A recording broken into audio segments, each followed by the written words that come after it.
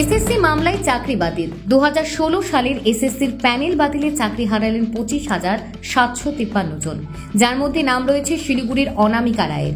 উল্লেখ্য, 2016 প্যানেলে পরেশচন্দ্র অধিকারীর মেয়ে অঙ্কিতা অধিকারী চাকরি পেয়েছিলেন। তবে এই চাকরি নিয়োগের মামলায় আদালতের দ্বারস্থ হন ববিতা সরকার। পরে অভিজিৎ গঙ্গোপাধ্যায় ডিভিশন বেঞ্চে চাকরি পান ববিতা সরকার। কিন্তু এখানেই থামেনি নিয়োগ প্রক্রিয়া।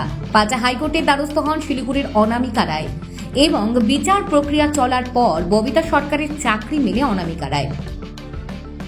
তারপরে আমবাড়ির হরিহর হাই স্কুলের অ্যাসিস্ট্যান্ট টিচার রূপে নিযুক্ত হন অনামিকা রায়। তবে কয়েক মাস যেতে না যেতেই ফের 2016 এসএসসির সম্পূর্ণ প্যানেলটি বাতিল করে দিল সুপ্রিম কোর্ট।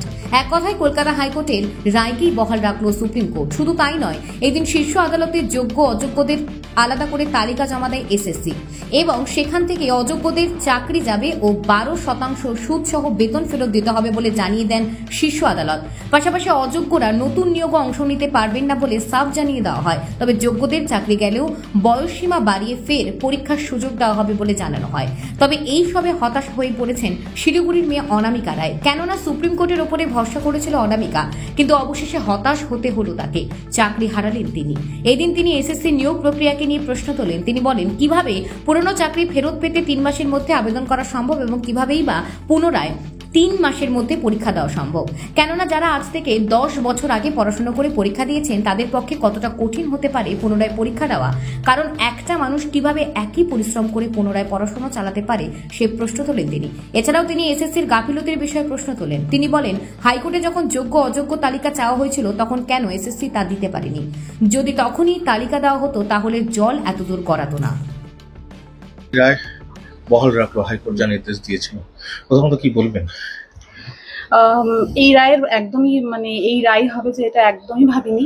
কারণ হাইকোর্ট থেকে যখন সুপ্রিম কোর্টের রায়টা গেল সেটা তখন কিছুটা হলেও মনে আশা ছিল যে না, হয়তো দেশের সর্বোচ্চ আদালত থেকে হয়তো এই ধরনের বিচার হয়তো হবে না।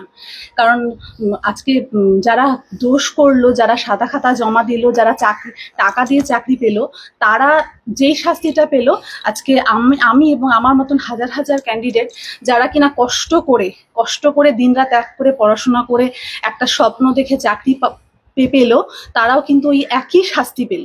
এটা তো কখনো কোনোদিনই কাম্য না। একজন খুন করে যে শাস্তি পাবে আর একজন নির্দোষ সেই একই শাস্তি পাবে, এটা কখনোই কাম্য না। হাইকোর্ট থেকে রায়টা আসার পরে যখন সেটা সুপ্রিম কোর্টে গিয়েছিল তখন কিছুটা হলেও মনে আশা ছিল যে না, দেশের সর্বোচ্চ আদালত এই ধরনের রায় কখনো দিতে পারে না। একদম এটা ধরে নিয়েছিলাম যে যোগ্যদের সাথে কখনো খারাপ হবে না বা যোগ্যরা অবশ্যই সুবিচার পাবে। কিন্তু আজকে দেখলাম যে সেটা সত্যি একদম ভুল ছিল আমার ধারণাটা। কারণ আমরা দেশের সর্বোচ্চ আদালত কিন্তু ওই একই রায় বহাল রাখলো।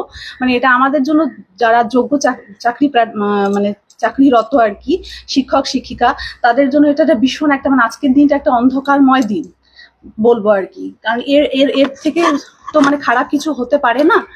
দেশের শীর্ষ আদালত গত 1 বছর ধরে হাইকোর্টের কথাই বলেছিল যে তালিকা সেগ্রিগেশনের কথা, কিন্তু 1 বছর ধরে কিন্তু কমিশন সেই তালিকা দিতে পারেনি। কোথাও কি মনে হচ্ছে কমিশনের ব্যর্থতার কারণেই আজকে? অবশ্যই কমিশনের ব্যর্থতা আছে, ব্যর্থতা এই দায়টা কমিশন এড়াতে পারবে না।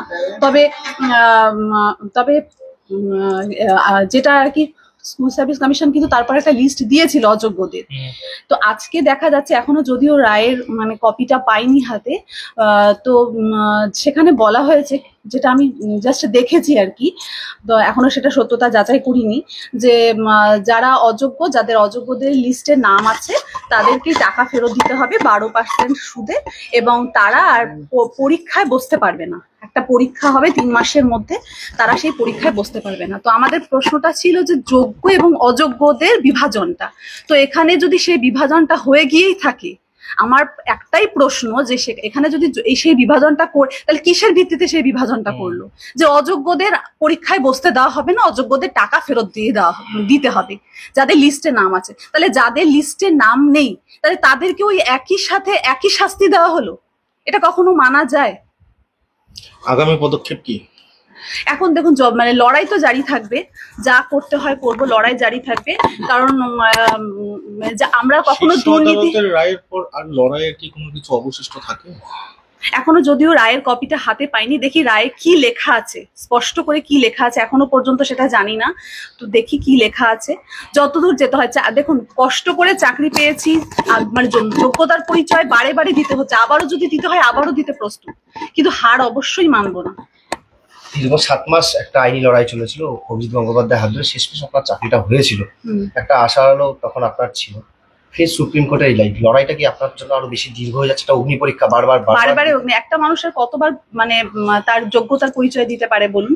একবার এত লড়াই করে মানে আমি যে যোগ্য সেটা প্রমাণ করে চাকরিটা পেয়েছি, আবার কিন্তু সেই ওই একই অযোগ্যদের তালিকায় আমাকে ফেলে দেওয়া হয়েছে। তো এর একটা মানুষের কতবার মানে একটা কিছু, সবকিছুরই তো একটা বিরতি আছে। তো এখন বলছে আবার যদি নতুন করে পরীক্ষা দিতে হয়, মানুষের তো কর্মেরও একটা বিরতি আছে। একজন মানুষ কিন্তু মানে 80-90 বছর পর্যন্ত একই গতিতে কাজ করতে পারে না। তো সেরকম পড়াশোনারও তো একটা বয়স আছে। আজকে আমি 6 বছর 7 বছর আগে যেভাবে পড়াশোনা করে যেভাবে আমি চাকরি পেয়েছি বা যেই মার্কসগুলো পেয়েছি, সেটা যে আমি এখন পরীক্ষা দিয়ে সেই একই মার্কস পাবো, সেটা কি আমি মানে বলতে পারবো? তাহলে এক প্রকার কমিশনের ব্যর্থতার জেরেই আপনাদের আজকে এই পরিণতি হলো। একদমই তাই। আজকে স্কুল সার্ভিস কমিশন যদি প্রথমে হাইকোর্টেই থাকাকালীন অবস্থায়, মানে এই কেসটা হাইকোর্টে থাকাকালীন অবস্থায় যদি